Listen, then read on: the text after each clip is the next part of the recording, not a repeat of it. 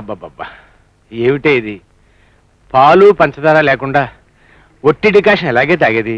ఆరోగ్యం కోసం అప్పుడప్పుడు చేదు కూడా మింగుతుండాలి. తీసుకోండి. దండాలండయ్యా. హో వెంకటరెడ్డి, ఏమిటి? సామాన్లు అట్టుకొచ్చానండి. ఆహా, లోపల పెట్టించు. అమ్మగారు పొట్టుగదిలో పెట్టించుకుంటారండి. ఏ కొట్టన్నా 5 వాటాలేసి మా వాటా పైకి పంపించు. వాటాలా? ఏనాడైనా వాటాలు వేసుకోవడం అనేది ఈ ఇంట్లో జరిగిందటండి అమ్మాయి గారు? ఇప్పుడు జరుగుతోంది వెంకటరెడ్డి. ఏ ముహూర్తాన పోయినసారి బత్తాయికాయల వాటాలు వేస్తానన్నావు. ఇప్పుడు మా కుటుంబం బత్తాయి తొనల్లా విడిపోయాం. ఎవరి వాటాలు వారికి విడదీసిచ్చి. మిస్టర్ వెంకటరెడ్డి, నేను డాల్డా వాడతాను. వేరుశనగ నూనె అక్కర్లేదు.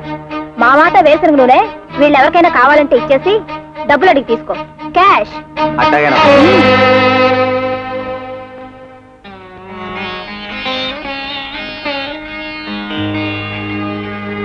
అయ్యగారు, ఈ సంవత్సరం పత్తి పంట తాలూకు ఆదాయం అండి.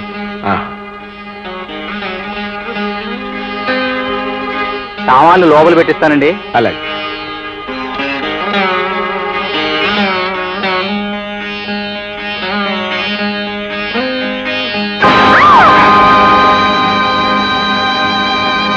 మా అన్నయ్య ఎవరా?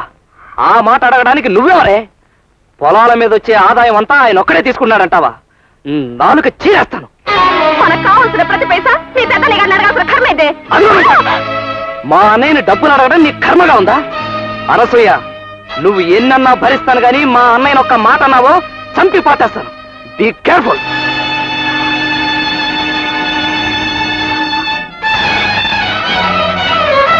ఇదిగో నా మీద చేయి చేసుకుంటారు కదా. ఇన్నేళ్ల కాపురంలో ఒక్కసారి కూడా లేంది. ఈ ఏడ మీ పెద్దన్నయ్య గారి మాట వచ్చేసరికి ఆ పాటి గారి పట్టు కొడతారా? కొట్టండి, తప్పండి. ఉమ్మడి కుటుంబంలో ఆడ మనిషి హత్య అని పేపర్లో పెద్ద అక్షరాలతో పడతాయి మీ పేర్లు. అప్పుడు గాని మీ కడుపు పడ్డ చల్లారదు.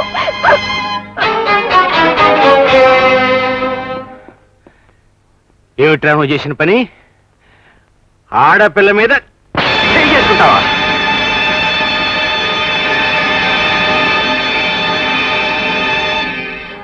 అవును, నా ఇష్టం.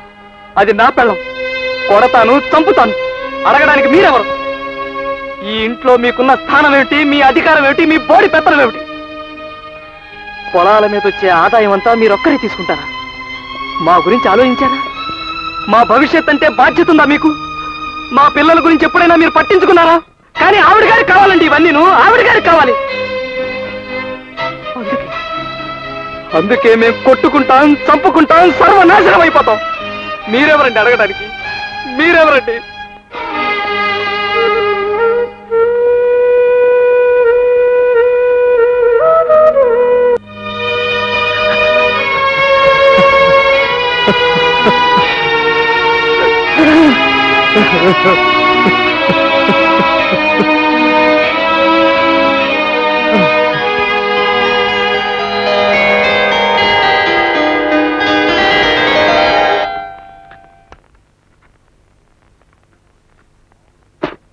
అదేంటండి, బాగోలేదా? బాగుంటే ఎందుకు చూసేస్తాను? నీ వంట నాకు నచ్చడం లేదు శారదా. నన్నేం చావమంటావా? చిన్నప్పటి నుంచి పెద్దదన వంటకు అలవాటు పడ్డాను. అవునులేండి, పొరిగింటి పుల్లకూర రుచని మీకు సిగ్గేటి లేదు.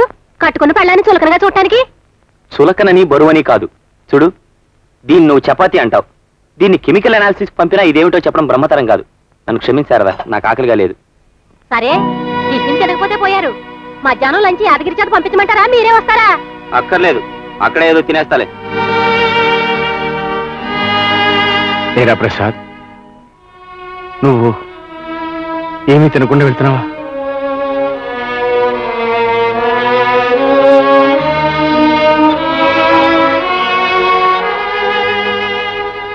పదండి, క్యాంటీన్కి పెడదాం. పదండి.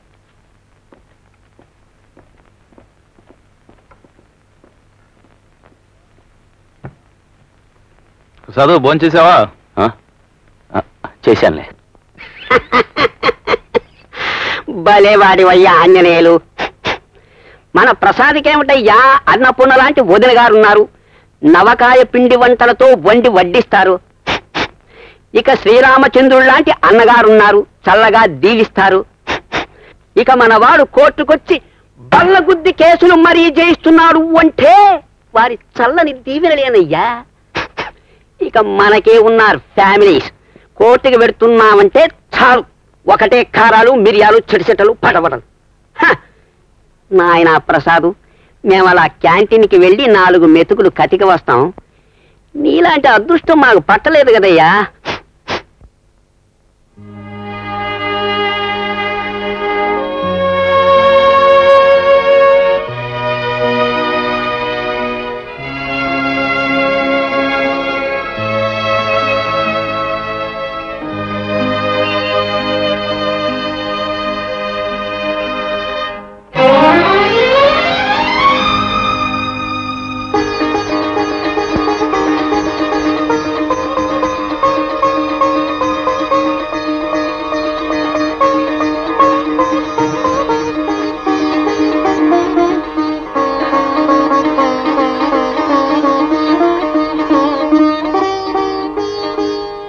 ఏమిటన్నయ్యా ఇది? భోజనం రా. రే ప్రసాద్, మన ఇద్దరం కలిసి కూర్చుని భోంచేసి అన్నాలేంద్రా. నీకు ఇష్టమైనవి దోసకాయ పప్పు, బెండకాయ వేపుడు మీ వదిన స్వయంగా చేసిందిరా. నేను ఇక్కడ క్యారియర్ తెస్తున్నట్టు మీ వదిన కూడా తెలియదు. అన్నట్టు మీ ఆవిడ కూడా చెప్పకు. 1 గంట అయింది, వెళ్ళి చేకట్టుకుంటా భోంచేద్దాం. వెళ్ళు వెళ్ళు.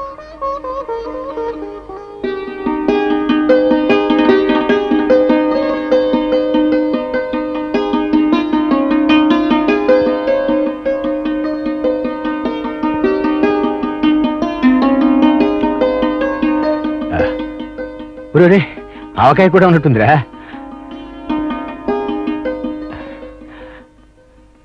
ఏంటన్నయ్య అలా ఉన్నావు? అబ్బే ఏం లేదురా, నడిచిస్తుంటేను చెప్పులో రాయి ఒకటి ఇరుక్కుంది, చెవిలో ఒకటే రొద, దుమ్ము ధూళి కదా, కంట్లో నలుసేదో పడ్డట్టుందిరా. నేను వెళ్ళి మొహం కడుకొస్తాను.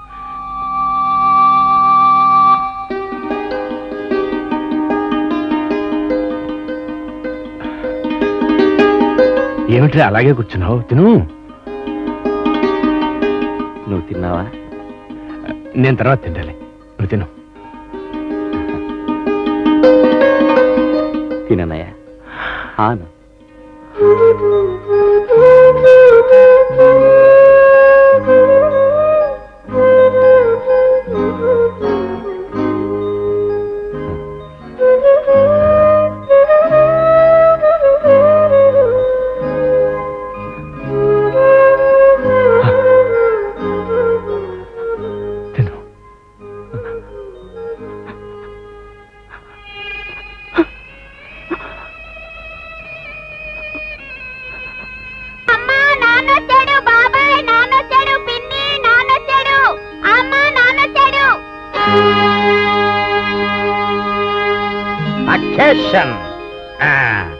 ఈ రోజు నేను వచ్చాను అకేషన్, పైగా ఆదివారం 2వ అకేషన్.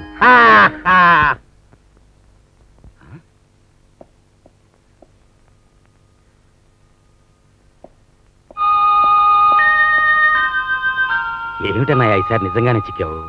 ఎక్సర్సైజ్ బాగా ఎక్కువైందా ఈ మధ్యన? వదినా, పూతరేకులు పంపిస్తాన్నావు, ఒళ్ళంతా నోరు చేసుకు ఎదురు చూశాను, పంపనే లేదు. మరదంలో మీకోసం స్వీట్లు తీసుకొచ్చాను, అక్కడ పెట్టు, అక్కడ పెట్టు. ఏం చిన్న మరదలా, నువ్వు సిగ్గుపడి మమ్మల్ని సంబరపెట్టే అకేషన్ ఏం లేదా? ఏమిటి అందరూ నన్ను దెయ్యాన్ని చూసినట్టు చూస్తున్నారు? నేనేనా లేక దెయ్యాన్నా? ఒరే రవి, నా పాదాలు చూడరా, వెనక్కున్నాయో ముందుకున్నాయో? ఏమే భార్యామణి ముఖము చిట్లించుతుంటివి, ఒళ్ళు నెప్పులా? ఒరే డాక్టర్, ఈసారి నీకోసం బెల్లం జిలేబీలు తేలేదురా, ఒట్టి బెల్లం తీసుకొచ్చాను, ఓ పట్టు. ఏమిట్రా కొత్తగా మౌనవ్రతం రూల్ ఏమన్నా పాస్ చేసావా? ఎవళ్ళు నోళ్లు మెదపరే? అందరూ మెదుపుతూనే ఉన్నారు, మిమ్మల్ని చూడగానే మెదపటం మానేశారు. అయినా మీరు తెచ్చిన స్వీట్ల కోసం ఎవ్వరూ ముఖం వచ్చలేరు. ఎవరికి కావాల్సింది వాళ్ళు సుష్టుగా తెప్పించుకొని తింటూనే ఉన్నారు. అవన్నీ మన గదిలో పెట్టించండి. మన గదిలోనా?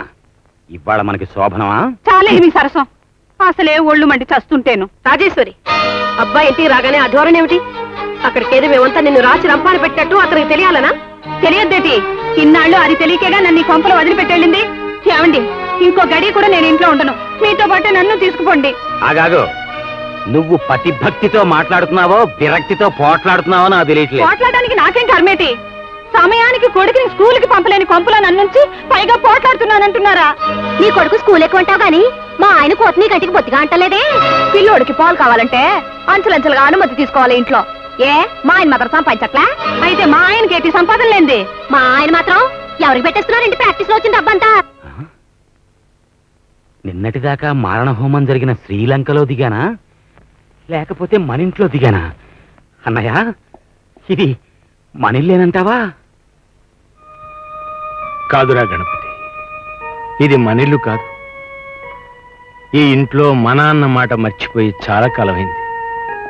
ఎవరి వంటలు వాళ్లే వండుకుంటున్నారు, ఎవరి భాగ్యాలు వాళ్లవే అంటున్నారు. స్టాప్ ఇట్ అన్నయ్య, స్టాప్ ఇట్. ఎవరా మాట అంటుంది? బుల్డోజర్ పెట్టి తొక్కించేస్తాను. ఎవరా మాట అంటుంది? భారుగడా, ప్రసాదా, లేకపోతే కార్తీక, లేకపోతే ఈ మహాతల్య?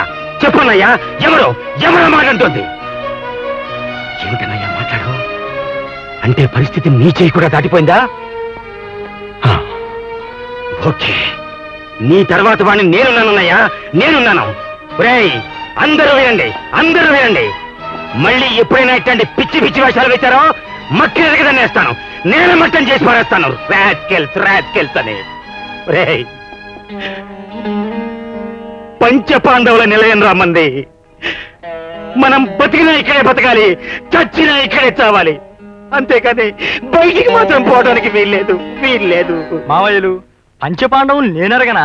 మంచం కోడలా ముగ్గురుంటారని 2 వేళ్లు చూపించి ఒక గీతకి 0 చుట్టూ చెరిపేశాడు మా నాన్న ఒకసారి. ఇప్పుడు మీ ఇంటి పరిస్థితి అలాగే అయింది.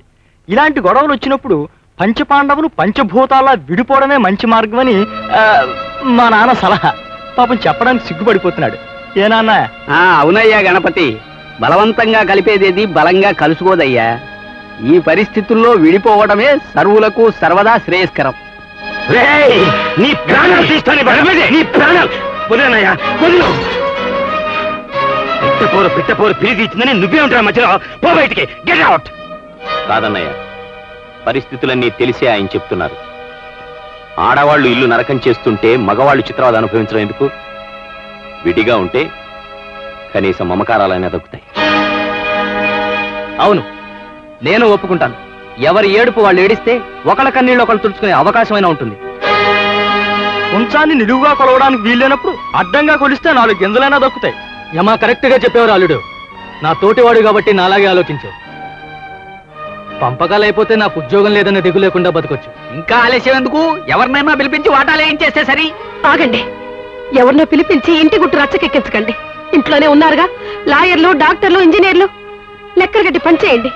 వదినా, ఇదంతా కలైపోతే ఎంత బాగుంటుంది వదినా. బాగుంటది నాయన.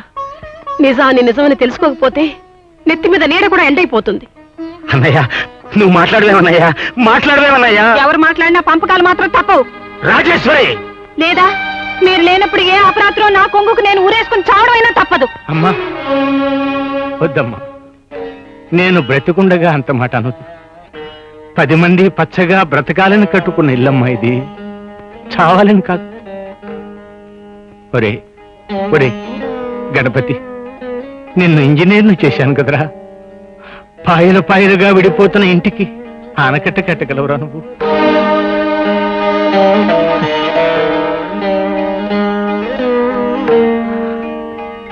నాయనా కార్తీక్, నువ్వు డాక్టర్ అయ్యావు. మన కుటుంబానికి పట్టిన ఈ రోగాన్ని కుదిరిచ్చే మందేదైనా వేయగలవురా నువ్వు?